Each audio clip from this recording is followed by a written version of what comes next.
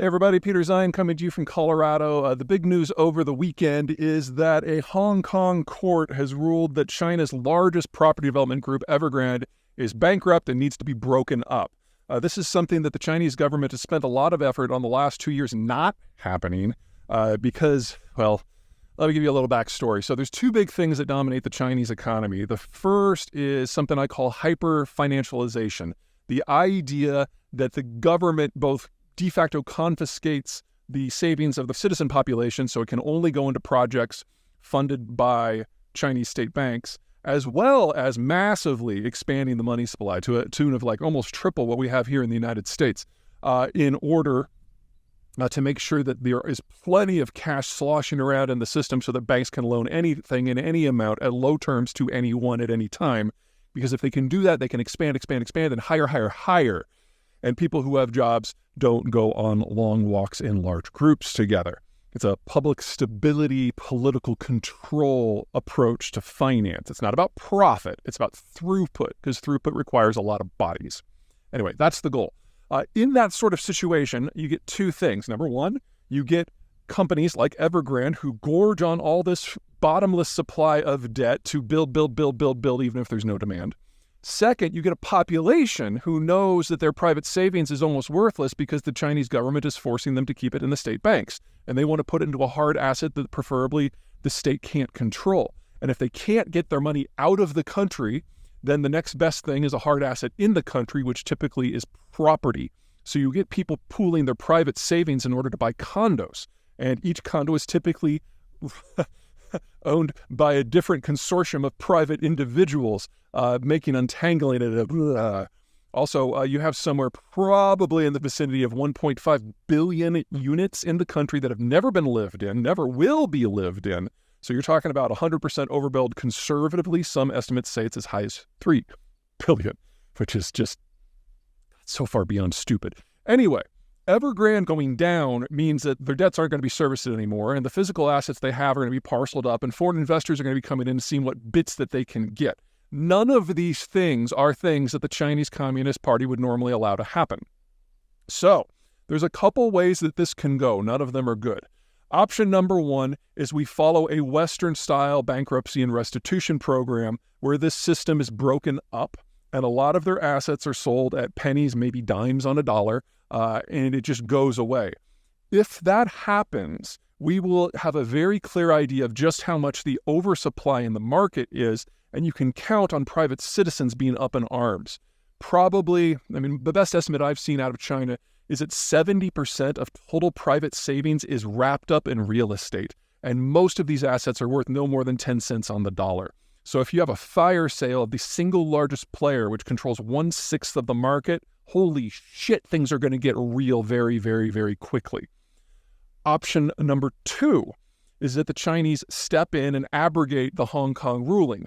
Now, legally, this cannot happen, but the Chinese Communist Party is not really big on legal details when it comes to Hong Kong in particular, and I have no doubt that they could stick their noses in that. If that happens, then Evergrande goes on some sort of state drip, and everything with the system just kind of limps on, with the understanding now that Hong Kong has no legal authority over its own holdings, which will start an exodus of what few international firms are still there. Regardless how this goes, don't expect anything in the market to get better. This is not like, say, the TARP program that the United States put into place back in 2008 at the bottom of the subprime crisis, which kind of froze the market and put a floor under things and allowed for reforms and economic growth to eventually heal the damage of the subprime crisis. No. This is a one-off decision that is not just holding back one rock from rolling down the hill. Evergrande may be the biggest player in this market, but it is by far not the only one who's been doing stupid things like this, building condos that have no demand or running it like a Ponzi scheme. Every development company in the country basically operates this way, and the second and third largest players in the industry are state-owned. So you can count on the Chinese government not using this as an opportunity to break with the old model and put into place something sustainable. And even if all of a sudden this place were run by a bunch of Austrian economists, it's too late. Housing demand, legitimate housing demand for houses that people actually live in, is dominated by people aged 20 to 45. people who were starting out. Well, 45 years ago, the Chinese government instituted the one-child policy.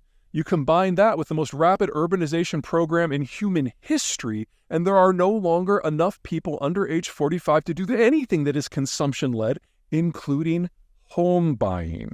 So there is no path out of this that follows any pattern that we have established in a market environment, which leads us to political and social outcomes where the market economics are just atrocious and getting worse by the day, with a government that is becoming ever more nervous about the state of the economy and the loyalty of its population.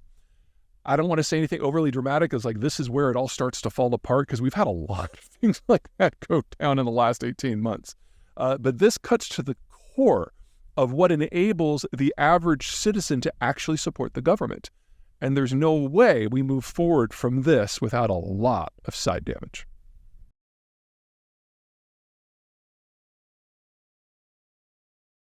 Good morning from a frigid Colorado. It's a balmy 0 degrees this morning, and today I'm going to tell you a tale of 3 companies and the state of the semiconductor industry from a technological and production point of view. Now, if you go back to the world before 2017, the technology of the day was something called deep ultraviolet, which was basically a way of producing microchips. And Intel, the American technological giant, was the world leader by pretty much any measure. And they had gotten a little cocky and they had gotten a little bit lazy. So they would design chips 2, 3, 4 models out, but would only produce the next one up. Because they were so far ahead of everybody else, they didn't feel the need to jump steps. So they would use DUV, and they would make a chip that was marginally better than the one before. And then at the end of the year, no one had caught up, so they'd do it again and again and again. And they did this for like 15 years. I mean, they're very good at what they do, but they could have pushed the technological envelope a lot more had they chosen to. In part, that was because of the nature of DUV technology. The problem with it is you have to kind of make micro adjustments and physically adjust the equipment for each type of chip, and you have to do that manually and physically. And so with every design, you had to do it all over. And with every machine in a fabrication facility, you would have to do it independently. So no new chips from different machines are going to be quite exactly alike, and it generated a relatively higher loss rate from the final semiconductors than what we have today, and so generated a little bit more waste. But again, they were the industry leader, no one was close. Well, they were always had their eye on the future, however, and so they invested in new technologies that would take them beyond DUV, one of which is EUV, extreme ultraviolet. And the company that developed that technology is ASML out of the Netherlands. And back in 2016, ASML thought this stuff was ready to go. So they're providing demonstrations for Intel, showing them how this technology is better. You can not only get more nodes on a chip and get to smaller and smaller nanometers, but it's all digital. So you kind of type in what you want to the machine over the course of a few days to a few weeks, and then the machine doesn't actually have to be physically manipulated in the way that DUV did. Now, what that would mean is you'd have a higher success rate and more efficiency, but back in 2016, Intel was like, I don't think this technology is quite right, and we're the industry leader, we're going to give it a few more years. Well, ASML, not very happy with that, marketed the technology to everybody else, and a company decided to take the plunge. That company is TSMC out of Taiwan. And when we get to 2017, TSMC suddenly hits the ball out of the park and proves that EUV is ready for mass application, and over the next couple of years very rapidly overtakes Intel because they have a shorter turnaround time for their chips, and they can make chips with smaller nanometer sections. It isn't until 2022 or 2023 that Intel finally makes its first extreme ultraviolet chip. So TSMC in Taiwan has been the industry leader now for several years. Now, we've had a kind of a reverse in the roles now. ASML, the Dutch, have another new technology called high numerical aperture, whose physics I'm not even going to pretend to understand, and they have marketed again, and this time Intel is the one that's behind, and they're kind of desperate and kind of hungry, and TSMC is the one that's resting on their laurels. So the first delivery of those new machines, the high-NA chips, went to Intel in the second week of January of this year. And Intel expects two things. Number one, they plan to overtake TSMC using the EUV technology in 2024, hoping to get down to 2 nanometers. Right now, the industry lead is at about 3 nanometers, and that's a TSMC product. And then next year, they hope to leapfrog even further, provided that these new high NA machines work, which we'll find out pretty soon.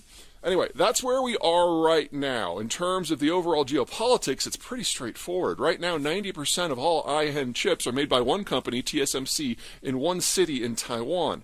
It's a high concentration.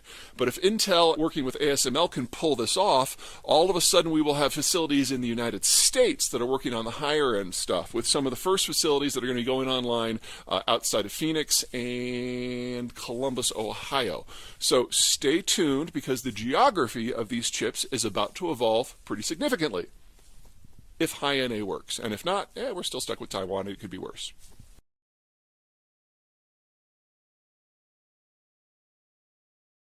Hey everybody, Peter Zeihan coming to you from Colorado, where we're about to get another 6 inches of snow.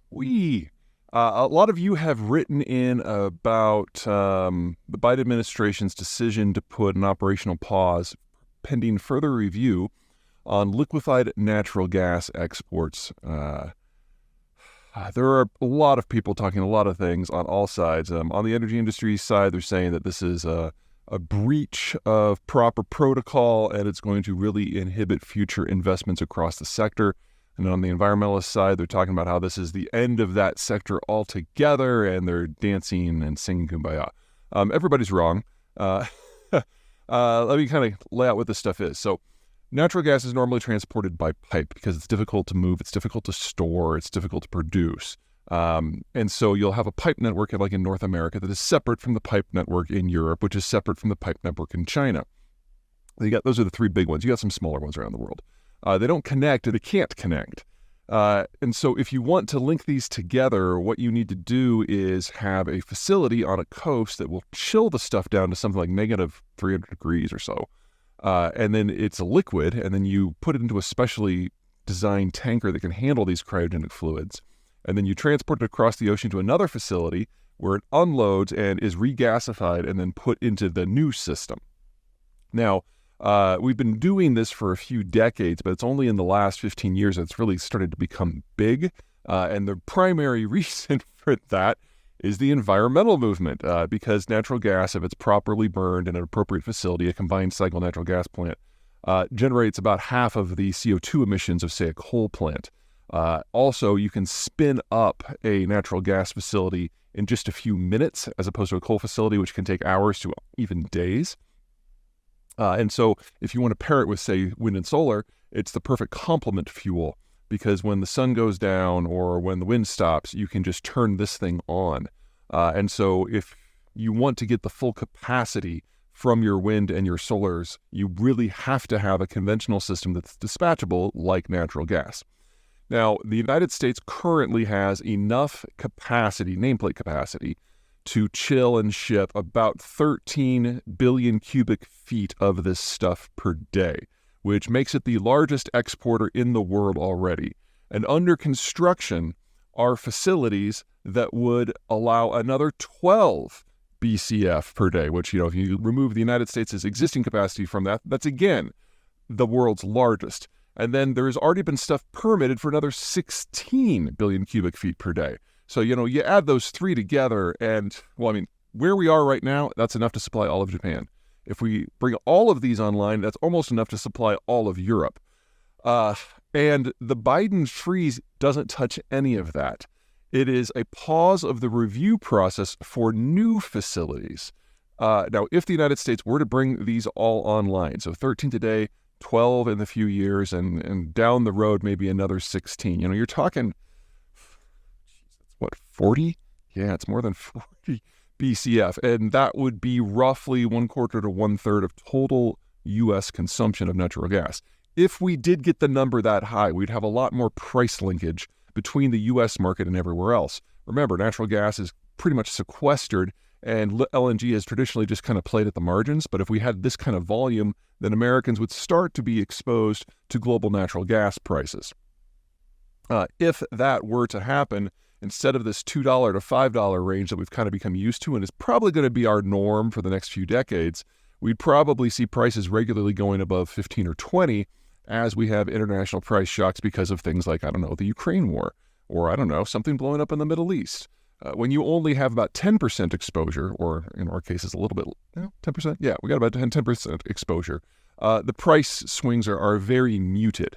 And so back in 2021, when the Ukraine war was hot and heavy and we thought we were going to lose all the Russian gas at the same time, the Europeans were dealing with natural gas prices that were well over 70 for a few months, and it was pretty ugly for their industrial stuff. Anyway, let's talk about what people are talking about with this. On the industry side, the idea that we're going to build out past 40 is kind of a stretch anyway, so the oil companies are just whinging because someone's telling them that they can't do anything right now.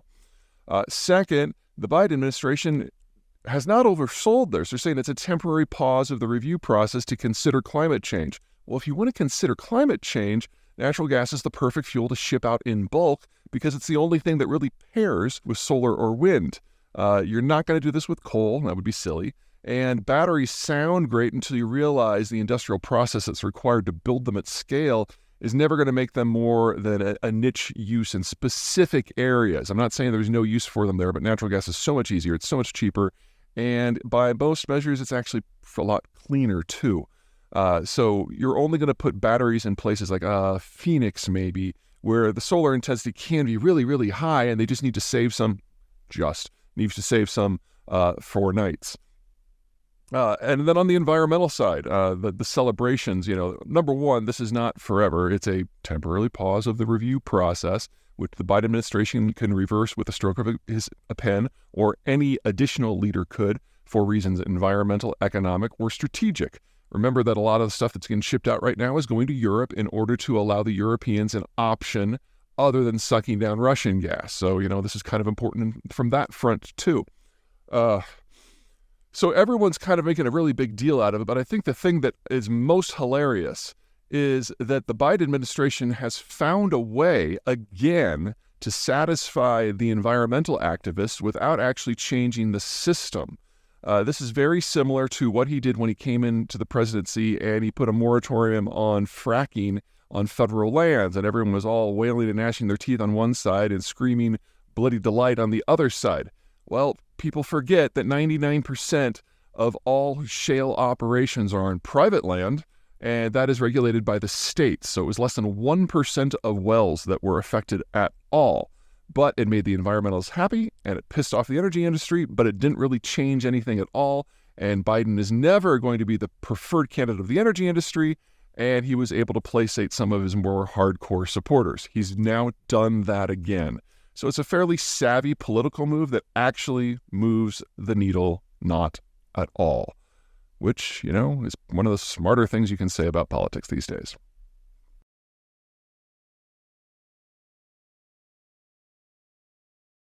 In the world before World War II, everything was imperial. You had a British system, a French system, and so on, and they competed for everything. And if you weren't one of those imperial systems, you were probably one of the pieces that was getting fought over.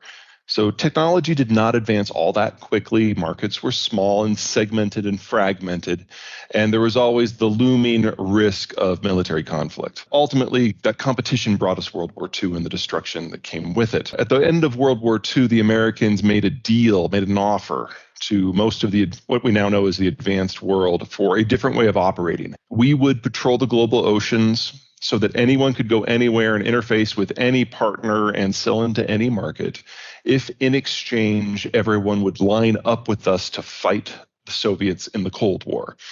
And it worked. And for the first time in human history, there was such a thing as a global market.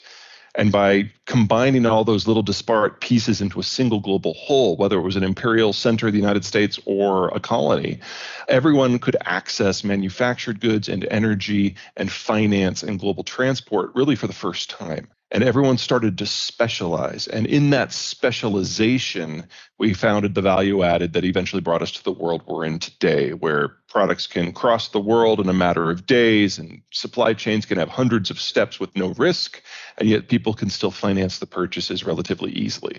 Now, that was certainly true back in 2019. since COVID and the recovery from COVID, we are already moving into a deglobalized era. We're only at the very beginning of the end of what we've come to know. What the United States did is agree to indirectly or directly subsidize the economic growth of the rest of the world. And when the Cold War ended, we kept doing that. But we were no longer getting the strategic deference that we had during the Cold War. So from the American point of view, ever since 1992, the world has been kind of careening out of control. We're still paying the upkeep, but it has indirectly led to the rise of a number of countries that we're not exactly thrilled with. China's at the top of that list. And the return of countries that the whole idea of globalization in the first place was that strategic deal to box in the Soviet Union. And now the Russians are back. So we are now in the early stages of all those interconnections breaking down and countries, regions having to figure out how to go it alone. And for most, that will not be possible. Energy and food are not necessarily produced in the same places where you live. And if you break down global trade, we see cascading failures in absolutely every economic sector. Naval power was absolutely the biggest piece. There's actually an argument to be made now that even if the U.S. wanted to continue, it couldn't. We have shifted the way our Navy works over the last 30 years, and we're almost exclusively focused on projecting power through our carrier groups. We're going to have 14 of them by the end of the decade, and they're incredibly strong. That's how you knock off a country for sure. But if you want to patrol the global seas, you need destroyers, about 800 of them. We have 70. So there isn't a coalition of countries that could theoretically step in and take the Americans' place here. But there's another piece to it too. The rest of the world is not willing to defer to the United States on security matters, and that's the other half of the globalization equation.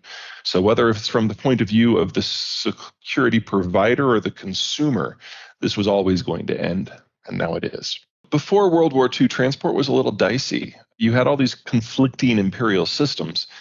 And you would either have to have de facto control over a body of water, or you would have to send your ships out to escort.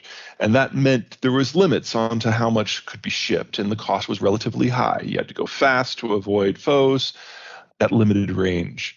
With globalization, that all went away. All the hostile navies of the world were sunk pretty much during World War II. The U.S. was one of the very few to survive, and then it was put to the service of the global commons, so that anyone could put any product on a ship and have high confidence that would get to its end destination.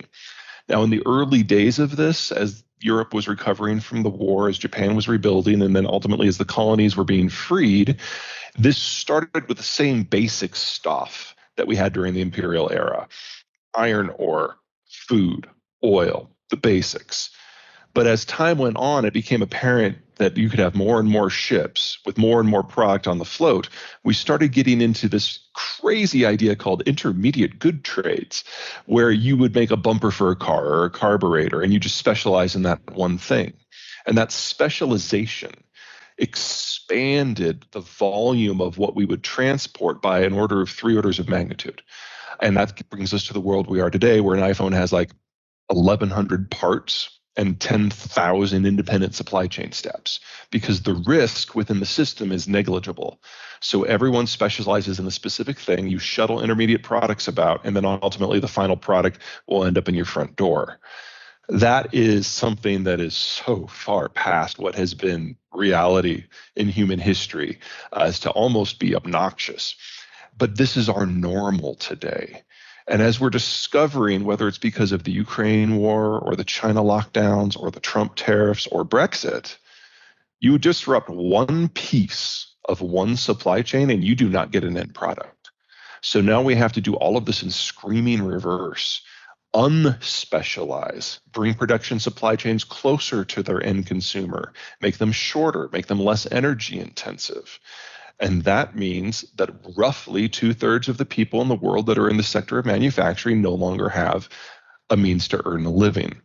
That cascades through absolutely everything else. We've already seen the French, the Greeks, and the Brits start to confiscate vessels for Russian sanctions. We now have an insurance embargo on Russian crude, and the Russian state is offering sovereign indemnities, which is just like asking for NATO countries to start picking up a few of their tankers in order to crush the Russian economy and convince other countries to not play.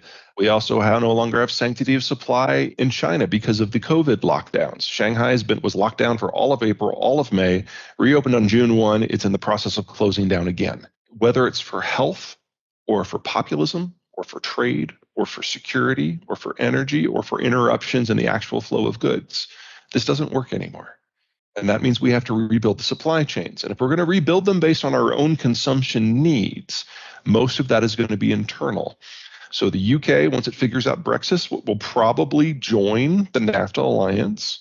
We'll see what happens with Germany in a system where they can no longer access materials from Ukraine or Russia. That's going to be very difficult for them to change. But most of all, you've got this disconnect between supply and consumption. If you don't have a lot of people in their 20s and 30s and 40s, you don't have the big bulk that allows modern consumption-driven systems to work.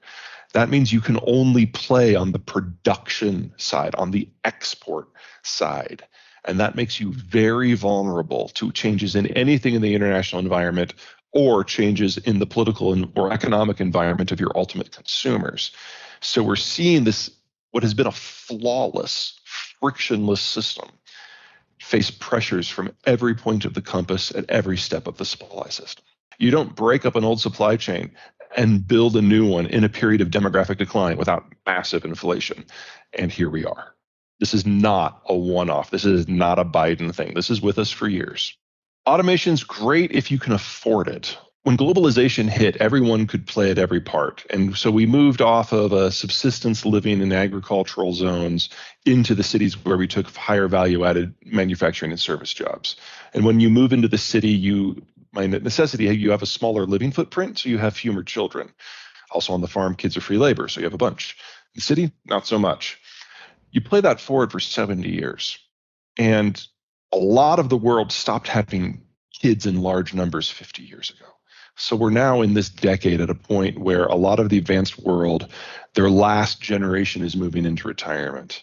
And when you have a mass retirement event like what is going on with the baby boomers right now, they change the way that their capital works, and they cash out their stocks and bonds, and they go to T-bills and cash. So we're going to have a financial shortage here as well. That's a real problem for automation. Automation is expensive to develop, to install, and everyone forgets the third step, to update whenever there's a change to the product set. That's the most expensive part of all. We just don't have the capital that we're going to have. So we need to retrain workforces, shrinking workforce environment. We need to relocate manufacturing assets in an environment of deglobalization. At the same time, we have to find enough capital to power all of this. So for countries that are more advanced in age, I'm thinking here Japan, Germany, Italy, I don't see how they pull that off. For younger ones, the UK, the United States, I can still see it working with automation. But it's just better to have another labor force that's proximate at a different price point with a different skill set. In the case of the United States, that's Mexico. So you can have limited automation and integration with the Mexican system and avoid most of these pressures. But most of the advanced world doesn't have that sort of option. The Germans have tried it. They're very good at automation, but their population is so far past terminal. And most of the younger countries that they've integrated with are actually aging faster, whether Poland or Slovakia. And so the next step was supposed to be Ukraine. That is now off the menu. So we're looking at the German manufacturing model arguably being the second worst one in the world to adapt to the world we're moving into. We're getting an unfortunate introduction to the early parts of this with the Ukraine war. Russia used to be the world's largest exporter of both fertilizers and the inputs that go into fertilizers. And we're now seeing shortages on a global scale. In the United States, that has resulted in a lot of crop switching. In the European Union, a lot more subsidies have been required. And in a lot of the developing world, they're just not using fertilizer at the scale that they normally would. So we don't know just how bad it's going to hit this year, but we will find out in September. That's usually when we get our first reasonably accurate forecast for what the harvest will be. And we're going to be shy of food for probably about 400 million people this year. That assumes that the war in Ukraine stops right now and that the Ukrainians are able to harvest and export normally, which is exceedingly unlikely. You add that in, we're talking malnutrition probably for about 1 billion people starting at the end of the fourth quarter of this year. This is just a taste of what's to come, unfortunately. Agriculture is the economic sector that is most vulnerable to disruption. If something happens to finance, farmers have a hard time sourcing the inputs they need. If something happens to manufacturing, they don't get the gear they need to operate large fields. If something happens to industrial commodities, the fertilizer system falls apart, and you look at yields potentially dropping by as much as 2/3 on a global basis. If you have a problem with energy, there's no fuel, and oil is one of the components that goes into most fertilizer and pesticide and herbicide inputs. So any disruptions anywhere in the world in any parallel economic sector ultimately cascades through to agriculture. And it's not like building a phone. If Apple has a problem with getting their cameras in, a couple months later, it'll probably come through and you'll just get your phone 2 months late. But if farmers are delayed 2 months in terms of harvesting or applying fertilizer or planting, you don't have a crop that season. And we're seeing what that looks like right now, unfortunately. I would love to be surprised. Let me give you the bad news, then I'll give you the good news, because there is some good news in this one. Let me knock down a couple of those. Vertical farming is great for hothouse plants that can potentially be grown close to an end city population center where food prices are high. But rain and soil just cannot be replicated at scale for any of our staples. So about as exciting as you can get with vertical farming is maybe tomatoes, but you're talking like greens and microgreens is really all you can do economically viable in that environment. The input costs are just too high for anything else. Problem is going to be capital. There are a couple of technologies that look very promising that are past the point of prototyping. So they're actually getting into mass manufacture now. The first one is genomics. Whether that is GMOs or gene editing, people have very strong opinions about one being better than the other or whatever. But these are technologies that are in play that can substantially increase yields year on year. And probably in the places where they are applied, you're looking at an increase in yields of 50 to 75% over a decade. That's substantial. Second, we have now merged facial recognition with agricultural technologies. So there are now modules you can attach to a tractor with a bunch of tanks, and they take an individual photo of each individual plant and then give it individual attention. So does it have a bug infestation? Give it some pesticide. Is it yellow? Give it some fertilizer. Is it a weed? Give it some herbicide. And in one pass, you can treat an entire field, which would normally take 3 or 4, or with organics, 15 or 20.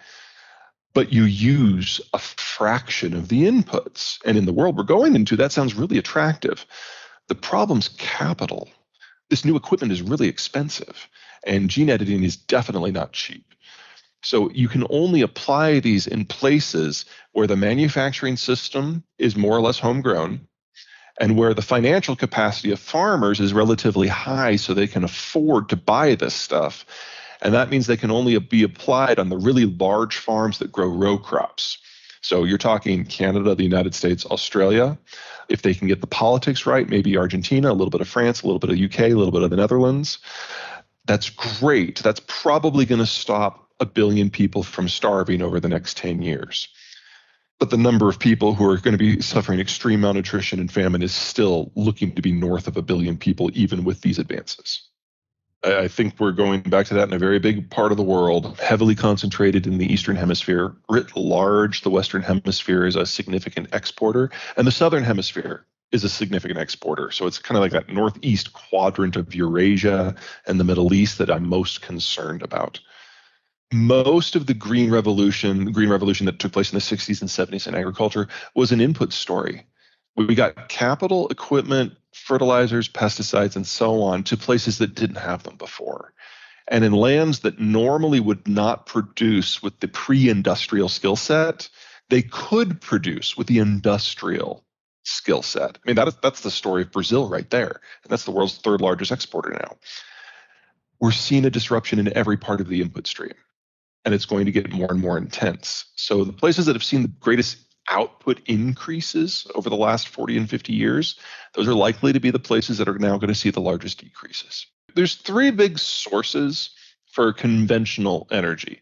The North American system is shale-based, and it is broadly okay. The technology is local, the workers are local, the infrastructure is local, the consumption is local.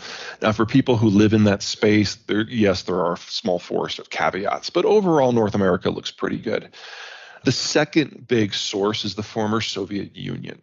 And even if the Russian government fell tomorrow and was overtaken by a small band of kindly kindergarten teachers, the problem's technology.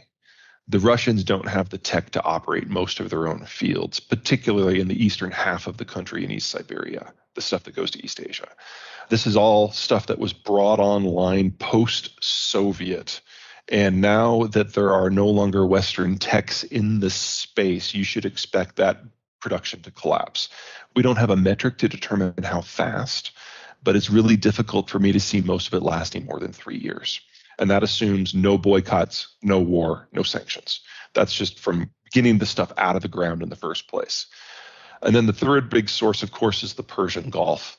The oil fields in the Persian Gulf are simpler than the ones in the Russian space or the American space. So a broader array of players can produce there.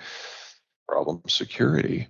And the two biggest producers, Iran and Saudi Arabia, hate each other so very, very much. And now that the United States has left, they are having a spirited debate about who should actually be in charge in the region and are trying to sabotage each other's systems at every level.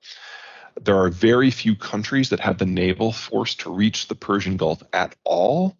And there's really only 3 that can potentially do so in force. The United States is one, we're not interested. Japan is the second one, and the Japanese have not yet turned the page to the point that they're willing to deploy Marines to take over oil fields. And the last player is Turkey, and Turkey is still trying to figure out what its future is going to be. So I can see an environment where a lot of countries, including France and Britain and China, attempt to put expeditionary forces in the region, but can't sustain it. So we can have kind of the worst of all worlds, a regional blood feud and a neo-imperial battle all at the same time, none of which argues well for long-range oil transport. The biggest losers out of this, of course, are the East Asians, specifically the Chinese. China imports 85% of its energy.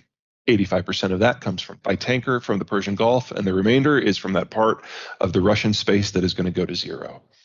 So on this factor alone, ignoring everything else, that's enough to throw China back into a pre-industrial standard of living. You want a demographic structure that is sustainable. Now, that doesn't necessarily mean that you have to have more babies than teenagers than 20-somethings and so on, but it's hard to screw that up because if you do have a lot of people who are younger, they are self-sustaining. Once you age past the point that you have more people than their 40s than their 30s, that's where things start to fall apart because you have now aged past the point of theoretical biological repopulation. And there's a lot of the world that's in that right now. Location is absolutely critical. It's kind of a candy bar analogy. You want a gooey center where it's easy to move things around and as crunchy of an outside as you can. Swamps are okay. Mountains are better. Oceans are the best. If people can't park their tanks on your lawn, this is a plus. And if you're on an island or have more or less a continent to yourself, that means whatever military force you have is probably going to be naval-based. It means you can go visit them instead of the other way around. That's kind of the ideal position to be in. And is one of the reasons why the United Kingdom was able to rule the world for so long. You also need a certain breadth of resources. First and foremost, most important, is food. You need to be able to feed your own population. Because if you're dependent upon a colony or a trading partner for being able to keep your population alive, you're not going to go very far. That's one of the reasons why back in the age of the empires, all of the successful European empires were ones that might source some food from abroad, but for the most part, they were capable of feeding themselves.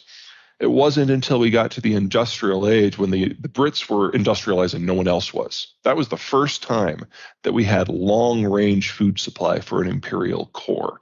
And it could only work because the Brits literally brought a gun to a knife fight for 150 years, which is how you win a fight. Let's see, what else? Raw materials, energy. Conventional crude is great. Conventional oil, natural gas is great. Unconventional works if you know how to do it. Solar and wind are a little messy. There isn't a lot of the Earth's surface that is either windy or sunny and proximate to population patterns. So there's always going to be this disconnect between what you need and what green tech is able to produce. We also don't have a very good technology yet for battery chemistry. So doing grid at scale, good storage at scale just isn't happening yet. California is the best example in the United States. They are by far the greenest state. They have 1 minute of battery storage.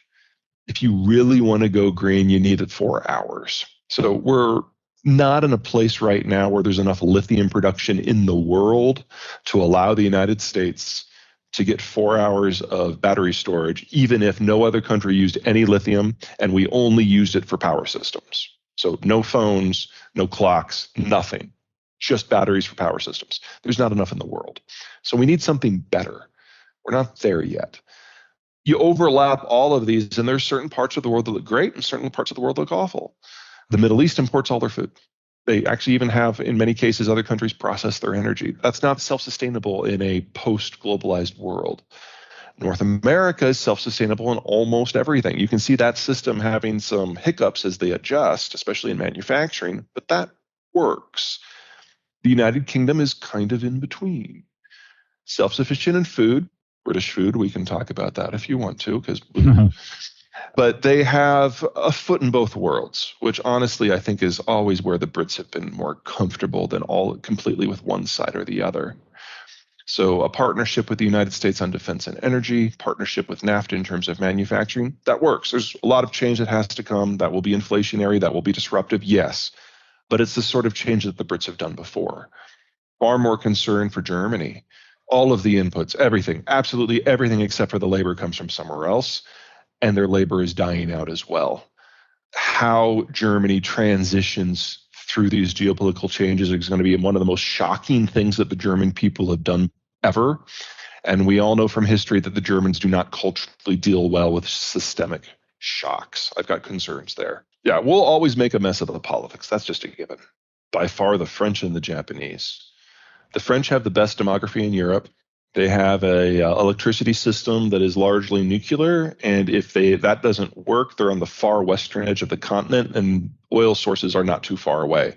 They also never really invested their economy into the Eurozone. And one of the dirty little secrets of the Brexit debate is that the United Kingdom and the French kind of treat the rest of Europe the same way from an economic integration point of view. And so just as the Brits can go their own way without too much pain, so can the French. The Japanese, on the other side of things, their demographics are horrible, but they've been horrible for 30 years and they found a way to deal with it. They're the only country that has successfully automated through that. And they also have a long-haul navy, so they can make it to the Persian Gulf if they need to. More likely, they'll partner with the Western Hemisphere in order to get the inputs that they need. And they already have the world's second most powerful navy, so the idea that they can go and get what they need is a reasonable one. We think of them as a spent demography and a spent force, but they've become more and more active and more militarized over the last 20 years. And one of the big surprises from my point of view about the Japanese, because I used to think they were going to go their own way, they cut a deal with the Trump administration, and then they cut a deal with the Biden administration. They are the only world government out there right now that has found a way to deal with both the center left and the far right in the United States cleanly. So they were the third country to sign onto the sanctions against Russia, for example. And they have decided to purchase themselves a place in the American Friends and Family Plan. They're not in NAFTA, but they have a free trade deal. So it's about as good as it can get.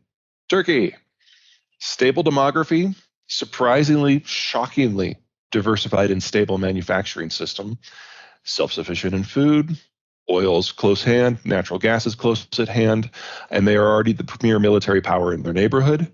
Based on how the Ukraine war goes, that neighborhood might widen a little bit. I see no version of the future in that part of the world where the Turks are not playing a much larger and more stable role. Now, Europe, of course, is going to have to come to terms with that again, and it will be just as uncomfortable this time as it was last time. And then finally, one that kind of shocks most people is Argentina. Argentina was the world's fourth richest country per capita back during World War I. And while they have had a government that is creative in its destruction, They're still a massive producer of food. They're almost self-sufficient with energy. They have some of the simplest oil fields to engage in production in, and they do most of the work themselves. They even have a functional shale sector, which only happens in 3 countries in the world.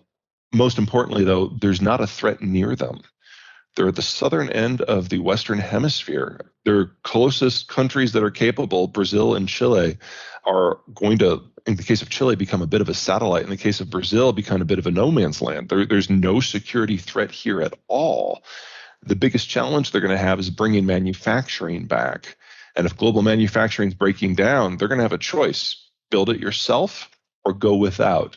And like the Americans, the Argentinians do not like to go without.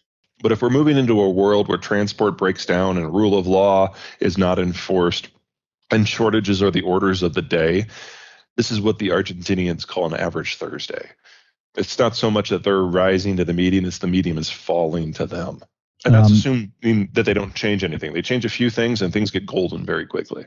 India looks interesting. They don't do a lot of manufacturing right now because of a cost issue compared to the Chinese. But if that system goes away, kind of like the Americans and the Argentinians, they'll have to choose what they want to go without.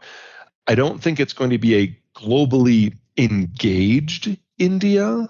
They're the first stop for oil out of the Persian Gulf, so probably no oil crisis. They have the capacity and the demography internally to rebuild their manufacturing system.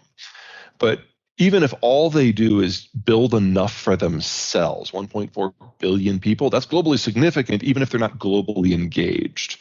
So you can kind of see India taking a page from the British book and existing in splendid isolation for a fair period of time.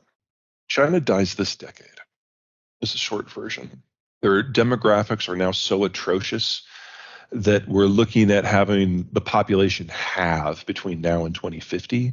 And that's primarily through aging. That assumes no breakdowns in the input systems that allows them to have energy and grow their food.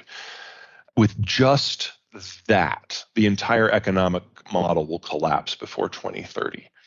If we have disruptions to energy, and this is a country that imports everything in its energy sector, you are looking at a deindustrialization well before that.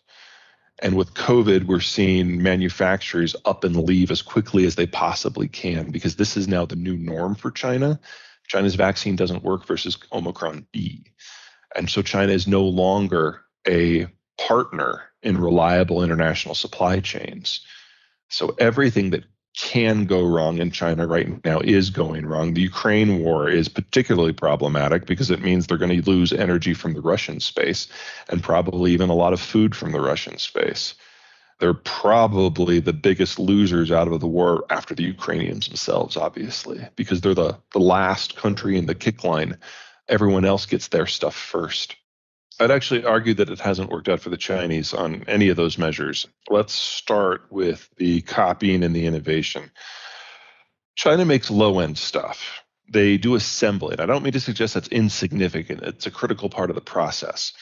But the Chinese cannot make the machinery that makes the low-end stuff. They have to import that from somewhere else. They can operate it, and they can operate the machinery that makes the mid-end stuff, but they can't make any of it themselves. About 80% of the value added in the Chinese economy is from imported parts.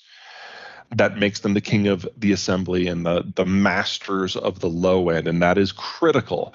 But that is not what allows you to be an independent pole in international economics, especially since all of their other inputs come from anywhere else as well.